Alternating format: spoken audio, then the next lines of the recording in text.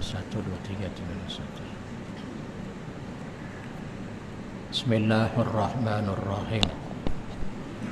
Assalamualaikum warahmatullahi wabarakatuh.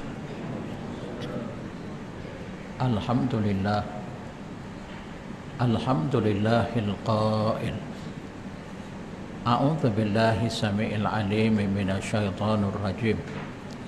Udzina lillazina yuqataluna bi annahum zulimu wa innallaha 'ala nasrihim laqadir.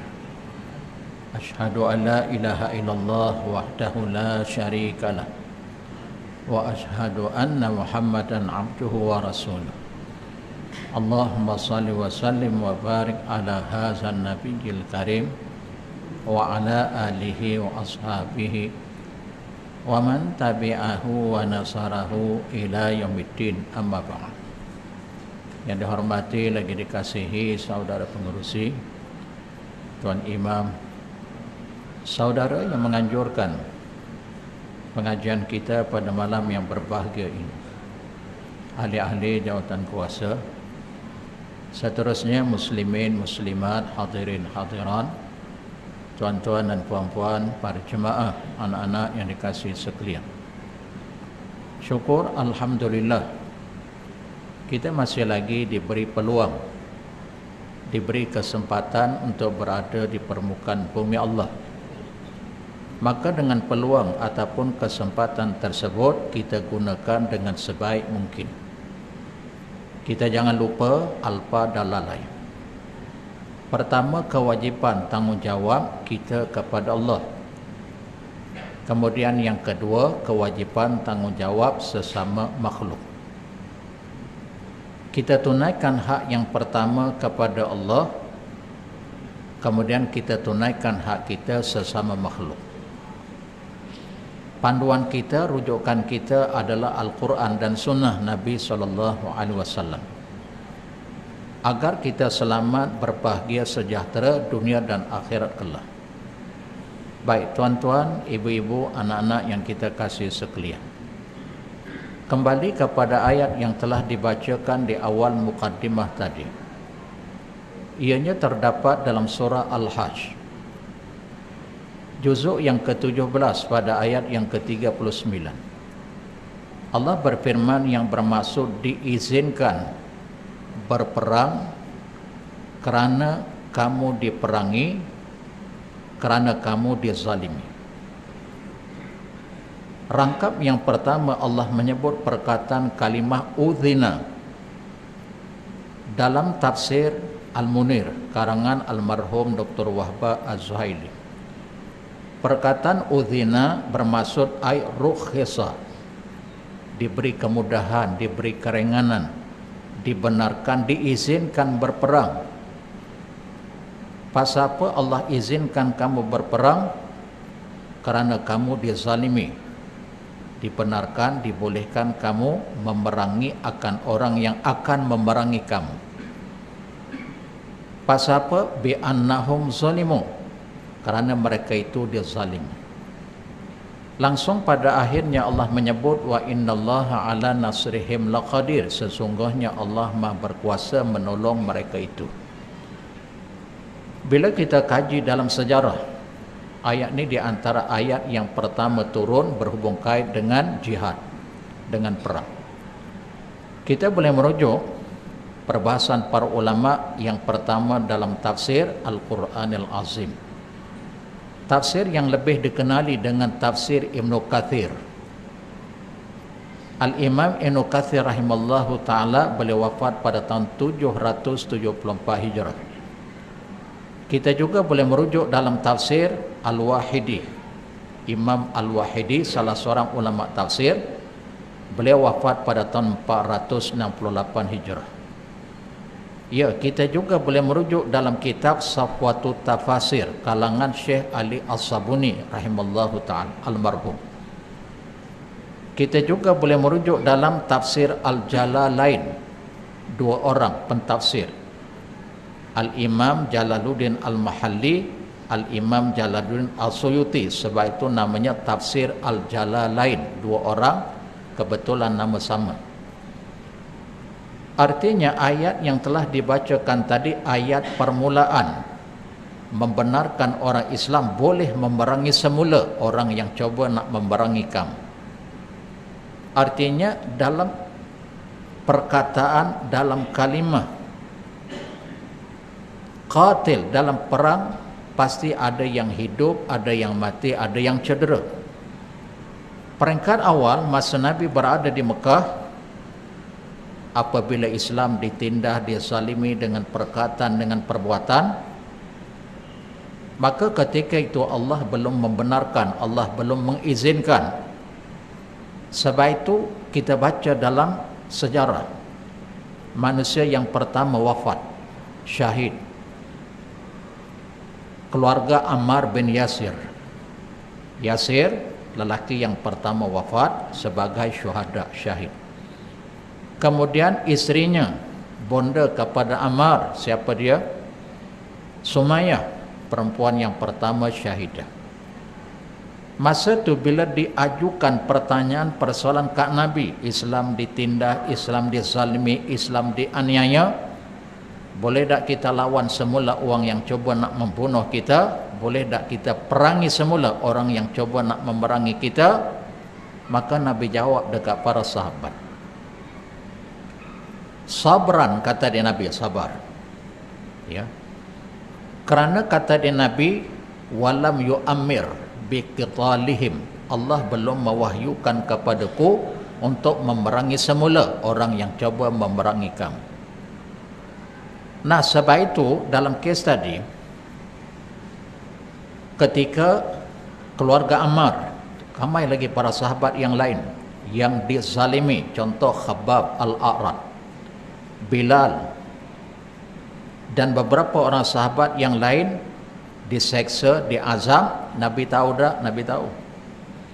Tapi Nabi memerintahkan sabar, kerana syurga menanti orang yang sabar, apatah lagi kalau mereka itu terkorban, terbunuh syahid kerana mempertahankan agama Allah. Ketika mana si Yasir, ayah kepada Ammar, demikian juga Sumayyah, ibu kepada si Ammar, mempertahankan agamanya kerana dipaksa oleh kufar Quraisy di kalangan pemimpin, kamu kena murtad, kamu kena kembali kepada agama asal. Tapi Yasir ni, ayahanda kepada Ammar, tetap dia kekal kepada agamanya. Begitu juga Sumayyah, ibarat kata, tak apalah, mati-mati, namun aku nak murtad, kata Dek Yasir. Demikian juga Sumayyah, tidak. Akhirnya dia dibunuh oleh pembesar kufar Quraisy. Bila kita rujuk dalam hadis riwayat Imam Ibn Hibban, Ahmad, Abu Daud, At-Tirmizi, kita boleh merujuk hadis ni dalam kitab Al-Jami'us Saghir karangan Al-Imam As-Suyuti rahimallahu ta'ala. Imam As-Suyuti ni dia seorang ulama tafsir dan juga ulama hadis. Dia menghimpunkan keperbaik hadis dalam sebuah mushaf, dalam sebuah buku, dalam sebuah kitab namanya Al-Jami'us Saghir. Kita boleh rujuk hadis ini dalam kitab tersebut. Hadis tersebut bersumberkan daripada Sa'id bin Zaid, salah seorang sahabat Nabi. Nabi sebut tentang syahid ada 4 kategori. Yang pertama Nabi sebut, man qutila duna malihi fahuwa syahid. Barang siapa yang terkorban ia kerana mempertahankan harta bendanya, maka dia syahid.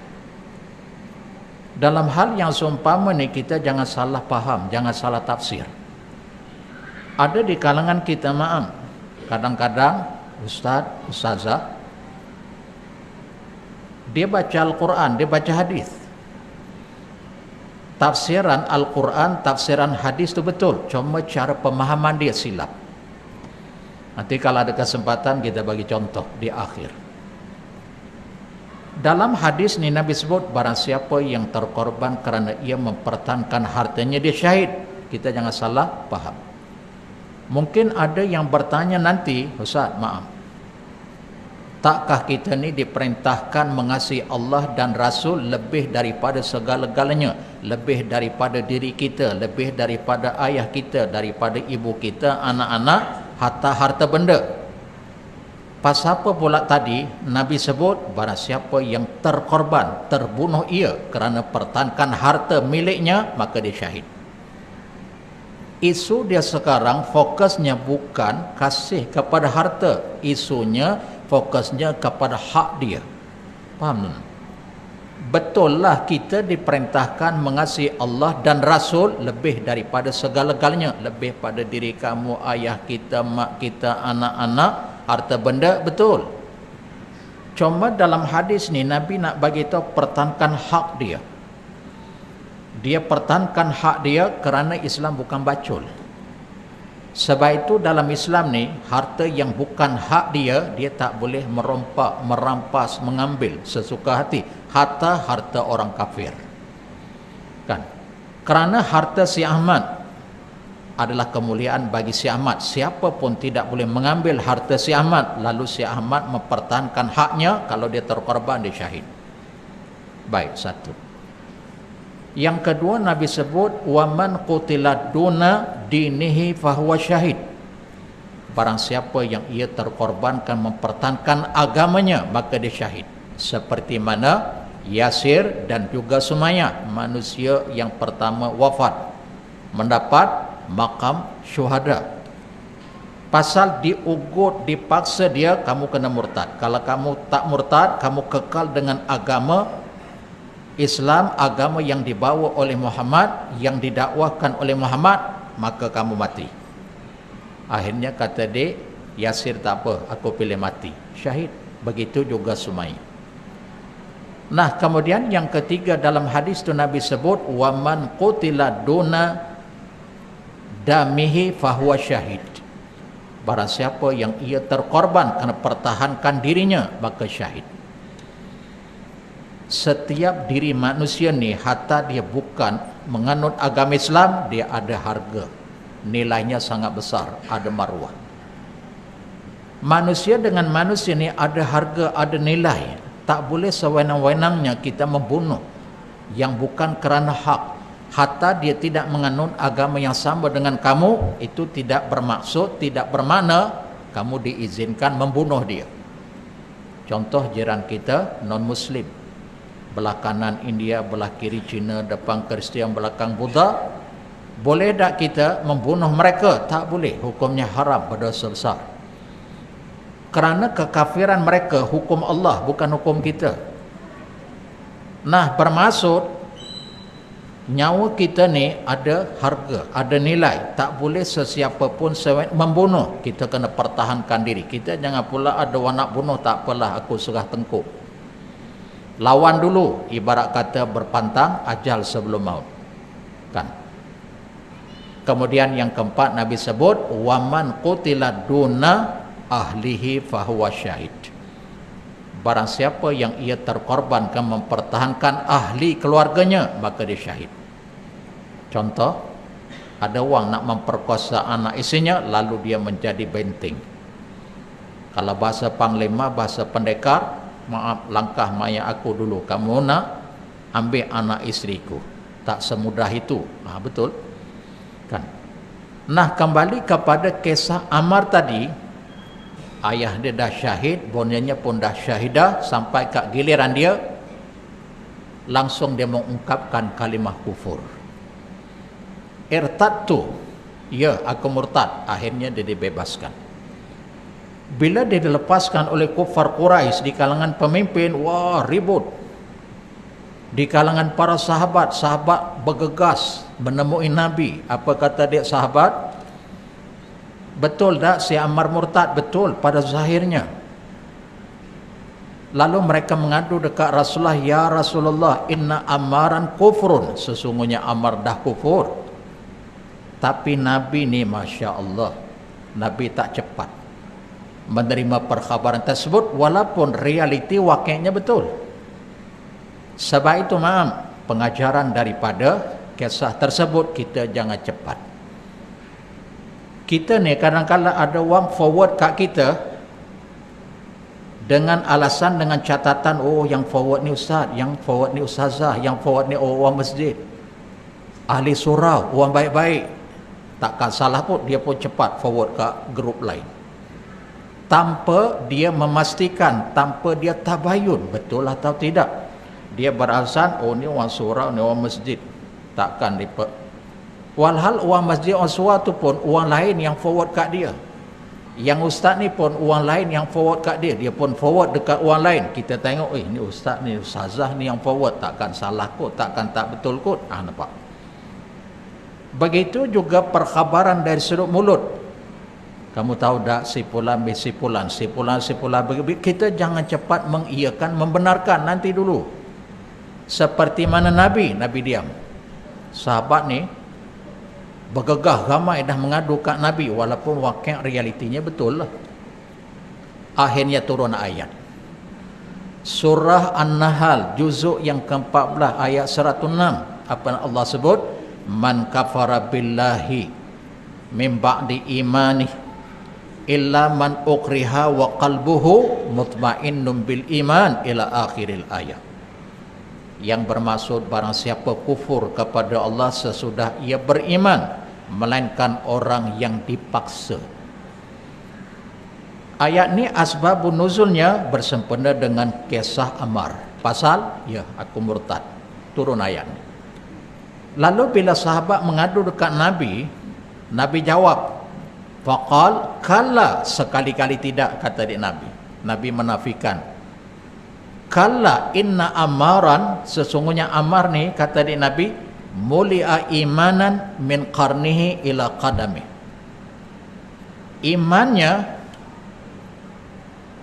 Imannya dipenuhi bermula daripada ubun-ubun. Sesungguhnya Ammar itu imannya dipenuhi dengan iman daripada ubun-ubunnya sampai ke kaki.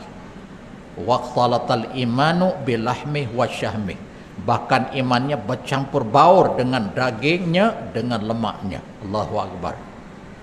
Sebab apa? Nabi kenal siapa Ammar, kan? Walaupun realiti betul tadi, tapi Nabi tak cepat membenarkan, mengiyakan, melainkan Nabi tunggu wahyu daripada Allah. Baik. Banyak pengajaran daripada ayat tersebut, daripada kisah tadi. Sebab itu bila berlaku peristiwa tersebut, dipaksa, walhal hatinya tetap dengan keimanan, cuma mulut terpaksa, dipaksa. Ya. Dalam kajian ulama, dalam kitab fiqh, kita boleh memilih salah satu di antara dua. Kalau dipaksa, kita boleh, tak apalah, mati-matilah, namun aku nak tukar agama, tiap mati, syahid. Atau yang kedua, ya aku murtad, bebas, tapi tidak mengiyakan, tidak meredai. Kerana dalam hadis riwayat Imam At-Tabrani bersempena dengan peristiwa tersebut, Nabi sebut dalam hadis. Hadis ini bersumberkan daripada Thauban, salah seorang khaddam pembantu Nabi. Apa Nabi sebut? Rafi'a an ummati al-khata' wa nisyan wa mastukrihu alaih. Dia angkat di kalangan umatku ni 3 perkara. Maksudnya, kamu buat baik tak berpahala, kamu buat jahat kamu tak berdosa. Ada 3 golongan manusia. Siapa 3 golongan manusia ni? Yang pertama, kata Nabi, al-khata', dia tersalah, dia tersilap. Contoh, solat maghrib. Patut 3 rakaat, rupanya dia tertambah 1 rakaat. Dalam keadaan dia tersalah, dia tersilap. Maka bila dia tertambah rakaat yang keempat, batal tak solat? Tidak. Berdosa tak dia menambah? Tidak. Pasal dia tersalah, dia tersilap. Cuma nanti masa bila dah orang tegur dia, subhanallah, orang tegur, dia turun, sebelum mengakhiri solat, sebelum dia salam, sujud sawi 2 kali. Solatnya sempurna, tamam. Tapi kalau saja rakaat keempat, tak apa lekut, lebih tak apa kurang, jangan lebih, dapat pahala ekstra. Sebab rakaat keempat kita baca Fatihah, nanti rokok kita tasbih, i'tidal sujud dan lain-lain. Boleh tak? Tak boleh. You menambah rakaat, batal solat dan hukumnya haram, berdosa kamu. Kan? Syariat itu sudah ditakyin oleh Allah dan dikerjakan oleh Nabi. Kita kena buat apa yang Allah tentukan, apa yang dicontohkan oleh Nabi, full stop. You jangan pula memandai-mandai. Macamlah contoh yang lain. Para jemaah, saya kerap bawa jemaah dululah. Kan, bawa jemaah ke Mekah, bawa jemaah ke Madinah mengerjakan umrah.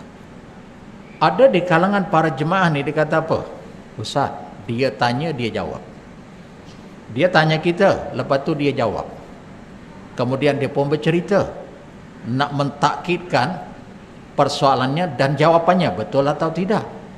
Apa pertanyaan dia, apa cerita dia? Ustaz, kita tawaf ni kan Ustaz, tawaf ni lebih tak apa kan Ustaz, kurang yang tak boleh. Kalau kurang tak sah tawaf, maksudnya 6 pusingan, patut kena 7. Kalau lebih, contohnya 10 pusingan, tak apa kan Ustaz. Dia tanya, dia jawab, dia nak supaya kita mengiyakan. Contoh 10 pusingan, sebab apa? 3 pusingan yang ekstra tu kita dapat pahala ekstra pasal penat lelah. Bukan senang kita nak tawaf tu berasak-rasak, kepenatan, keletihan, takkan Tuhan tak nilai kot. Lalu saya pun jawab, saya kata, maaf Tuan, dengar baik-baik. Tadi apa Tuan kata? Dapat pahala ekstra. Okey. Persoalannya saya nak tanya, mana Tuan dapat istilah pahala ekstra? Pahala ekstra tu mana istilah Tuan dapat? Betul ke lebih tak apa, kurang jangan? Kalau kurang ya tak sah, kalau lebih tak apa, pahala ekstra. Siapa punya istilah pahala ekstra? Siapa yang kata begitu? Lepas tu dia jawab, ada ustaz yang ajar. Tahiyah tah tidak, dijual pula nama ustaz. Lalu saya tanya lagi, ada ustaz, boleh tak you bagi tahu ustaz mana ya? Entahlah, lupa, dah lupa pula. Nampak tak? Macam mengada cerita. Aduh, ustaz cakap, bila kita tanya, boleh kamu ingat tak ustaz mana? Di mana dia mengaji? Dia pun lupa lah ustaz. Nampak tak? Okey. Persoalannya, bila Nabi tawaf, perbuatan Nabi, sama ada tawaf tu tawaf fardu, ifadah atau sunat, dia tak kurang tak lebih, cukup 7. Kecuali kita terlupa, kita jadi was-was, 6 ke 7, 7 ke 6, yang tu tak apa, ambil yang ganjil, kita lebihkan 1. Tiba-tiba dah lebih 1, orang pun tegur, kamu ni tawaf 8 pusingan, yang tu tak apa. Pasal dia yang tawaf, masa tu dia ragu, 6 ke 7, 7 ke 6, masa tu dia ambil yang kurang, ditambah 1 lagi, ternyata dia jadi 8, yang tu tak apa. Faham tak? Baik. Kembali pada hadis tadi yang kedua, Nabi sebut wan nisyan, terlupa. Contoh, pukul 1 sampai 4.20 zuhur.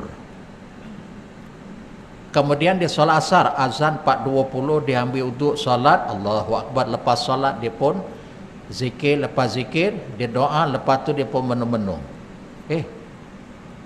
Aku tak sembahyang zuhur ni, yang sembahyang semalam. Allahu Akbar, tak apa diingat. Yang zuhur aku solat semalam, hari ni lupa. Berdosa tak? Tak berdosa, pasal terlupa. Tetapi dalam keadaan demikian, dia wajib solat zuhur ketika diingat. Sebab dalam hadis Nabi sebut, man nasiya salatan au nama anha fal yusalli iza zakaraha.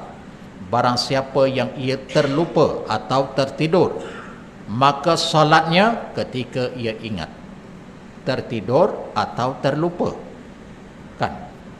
Walaupun dah habis zuhur, dia teringat pukul 4.45, habis asar baru ingat, ya Allahu Akbar, astagfirullah, memang saya lupa. Kena solat masa tu, dalam keadaan niat dia qada, kan? Baik, selesai.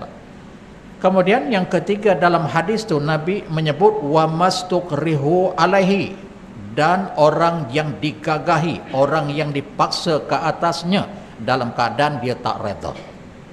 Contoh macam kes Ammar tadi, dipaksa, kamu murtad. Kalau kamu tak murtad, kamu akan mengalami nasib seperti ayahandamu, seperti bondamu. Baik, aku murtad, kan? Orang yang dipaksa tak ada hukum. Dipaksa dia, contoh, kamu minum arak, kamu kalau tak minum arak aku bunuh, minum. Ini macam tak mabuk, berlakulah sikit. Mabuk. Walaupun dia memanglah ada pening-pening tu. Kan? Dah mabuk tak apa, cukup berhenti. Dia minum arak tu dalam keadaan dia tidak redha, dia tak rela, dipaksa kerana nyawanya terancam, maka ketika itu dia tidak berdosa dan tidak dihukumkan haram. Faham? Okey, kita tinggal bab. Kembali kepada apa yang berlaku di negara Palestin, kita sedia maklum, Allahu Akbar. Mereka ditindas, dizalimi, bumi, tanah air mereka cuba nak dirampas. Mereka cuba nak membunuh, menghabiskan etnik.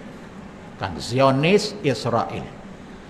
Dibantu oleh sekutunya Amerika Syarikat. Maka dalam hal ini, maaf tuan-tuan, ibu-ibu yang dirahmati Allah, kita wajib hukumnya mengambil kepedulian tentang nasib umat Islam di Palestin. Hukumnya bukan sunat, bukan harus, tapi wajib. Walaupun benar mereka bukan senasab, bukan sebangsa kita. Kita Melayu, mereka Arab. Adat, budaya, pertuturan juga berbeza, berlainan. Itu bukan menjadi alasan. Sebab dalam Quran, dalam surah Al-Hujurat ayat yang ke-10, Allah akan berfirman, innamal mu'minuna ikhwah. Hanya saja orang-orang yang beriman itu bersaudara di atas dasar akidah agama yang satu. Dalam hadis riwayat Al-Bukhari dan Muslim, Nabi sebut, bersumberkan daripada Abu Hurairah, mathalul mu'minina fi tawadihim wa tarahumihim wa tawasulihim kamasalil jasadil wahid ila akhiril hadis. Perumpamaan orang-orang yang beriman pada kasih sayang mereka, pada bantu-membantu mereka, pada rahmat merahmati, hubung menghubungi, laksana anggota yang satu. Ibarat kata paha kanan dicubit, terasa paha kiri. Artinya setiap individu muslimin dan muslimah di mana bumi ia berada, kalau dia Islam, dia mengaku seorang mukmin mukminah, wajib dia mengambil kepedulian. Dalam hadis yang lain, riwayat Imam At-Tabrani bersumberkan daripada Hudzaifah Ibn Yaman, apa Nabi sebut? Man la yahtamu bi amril muslimin falaisa minhum. Hadis ini menceritakan tentang kepedulian nasib orang Islam apabila ditindas, dizalimi. Orang Islam ni dia tak ambil kepedulian. Barang siapa yang tidak mengambil berat urusan orang Islam, maksudnya orang Islam tu ditindas, dizalimi dengan perkataan, dengan perbuatan, tiba-tiba dia tidak mempedulikan, dia tidak prihatin, falaisa minhum, dia bukan di kalangan orang Islam. Bila orang Islam ni dia mesti sensitif. Oh, kamu cerca dia, kamu maki hamun dia. Walaupun yang kena maki, yang kena cerca ni bukan senasab dengan kita. Dia bukan adik-beradik kita, bukan seibu saya.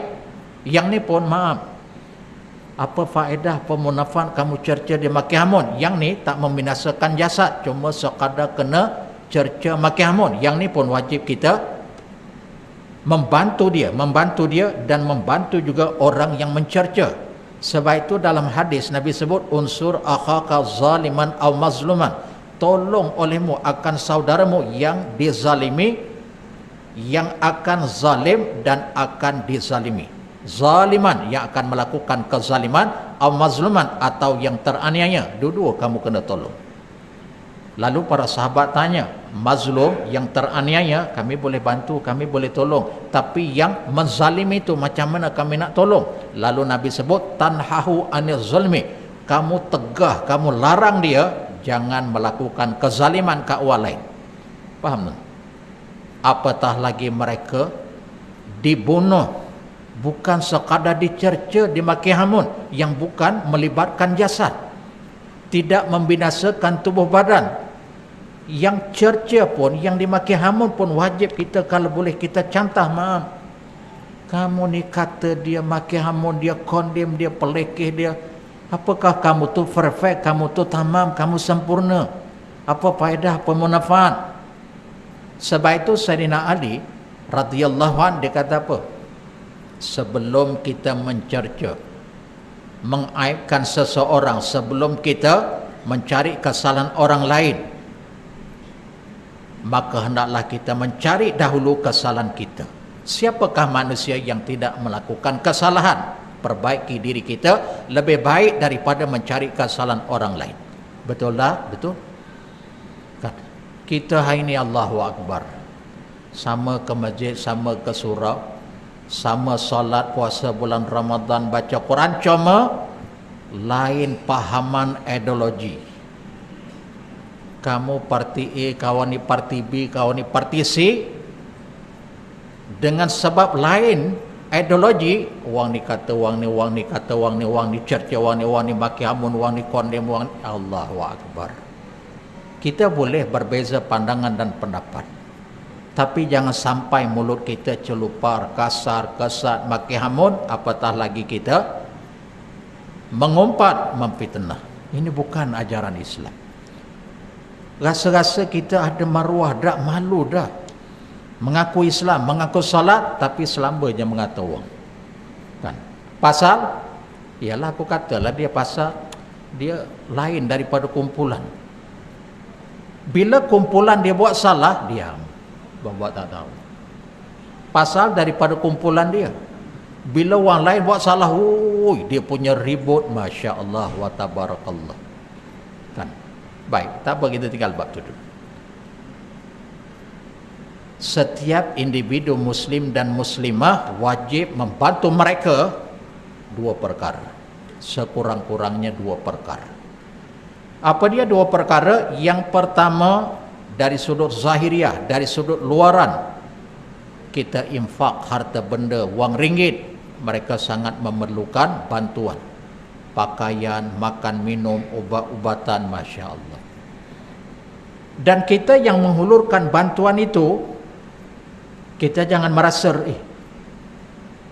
makin banyak aku hulurkan bantuan wang ringgit begitu begini, makin habis. Itu pada zahirnya, dari sudut luaran. Tapi hakikatnya, rezeki kamu akan bertambah. Kerana dalam hadis riwayat Imam Muslim, bersumberkan daripada Abu Hurairah radhiyallahu an, Nabi sebut, ma naqasat sadaqatum mimmal. Harta tak akan berkurang sebab kamu infak, kamu bersedekah ke jalan yang Allah redha. Hari ini kamu bagi, besok kamu akan dapat pulangan 2-3 kali ganda lebih baik. Kan? Macam zakat. Pasal apa kita zakatkan harta kita, wang ringgit kita, zakat mal. Pasal apa kita zakat? Kerana nak membersihkan harta tersebut, dan sebab kita infak, harta kita bertambah, harta kita berkat. Kan? Baik, itu satu bab. Yang kedua, dari sudut doa, dari sudut kerohanian. Dari sudut kerohanian, jangan lupa berdoa waktu-waktu yang mustajab.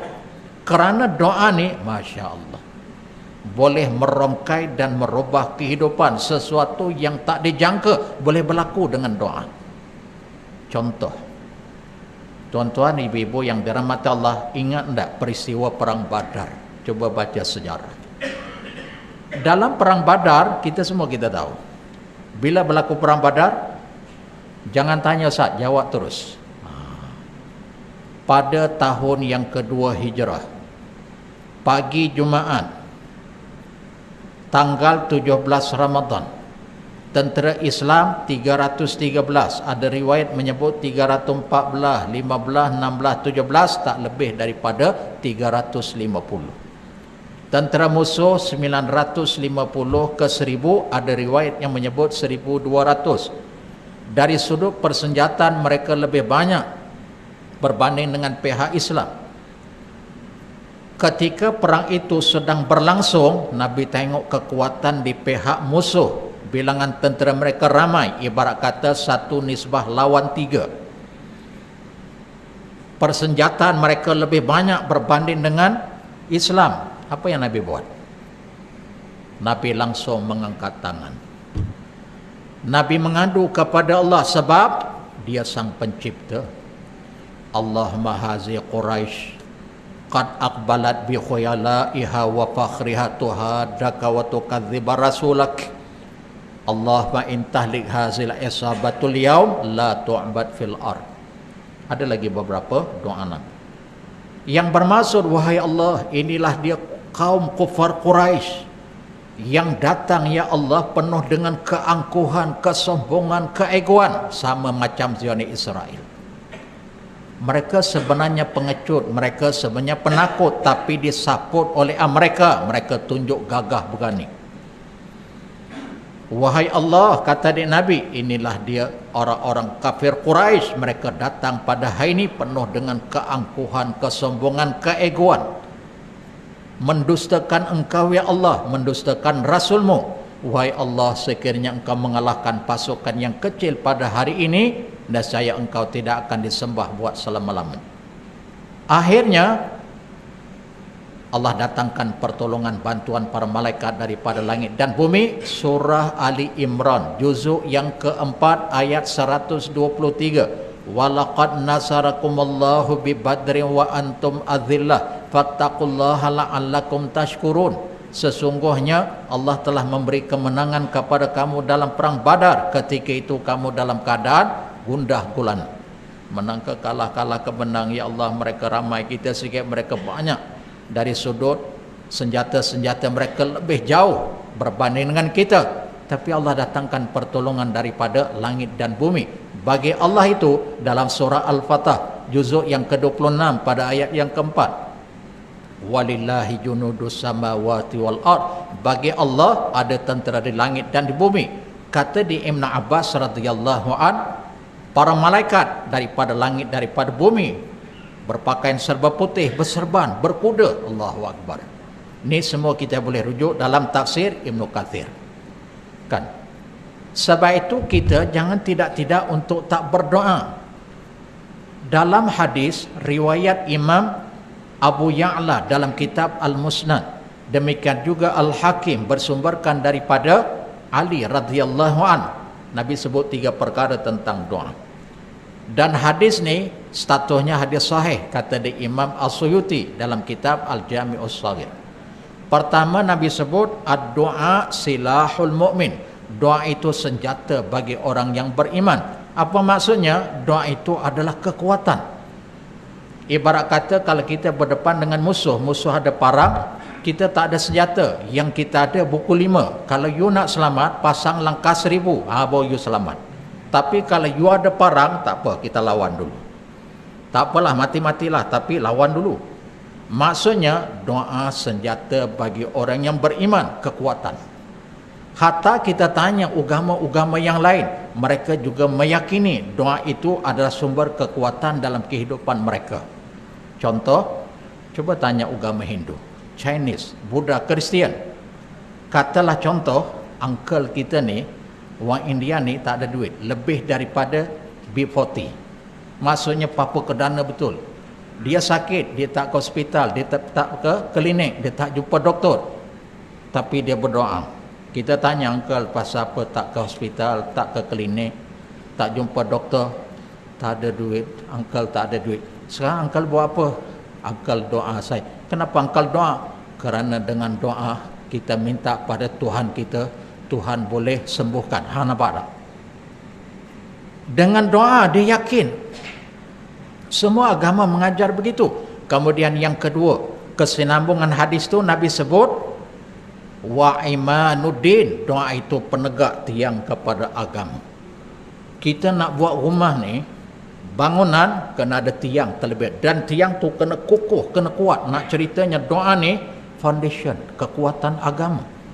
Kan semua agama akan mengajar tentang doa. Bila sebut doa, kaitannya dengan Rabb, dengan Tuhan. Kan. Kemudian yang ketiga Nabi sebut kesinambungan hadis tadi, wa nurus samawati wal ard. Doa itu merupakan cahaya langit dan bumi. Apa maksudnya? Setiap hari bila matahari terbit, sumber kehidupan, pesawah, petani, peladang, penternak, petukang, terbit matahari, wah sono, sumber kehidupan mereka.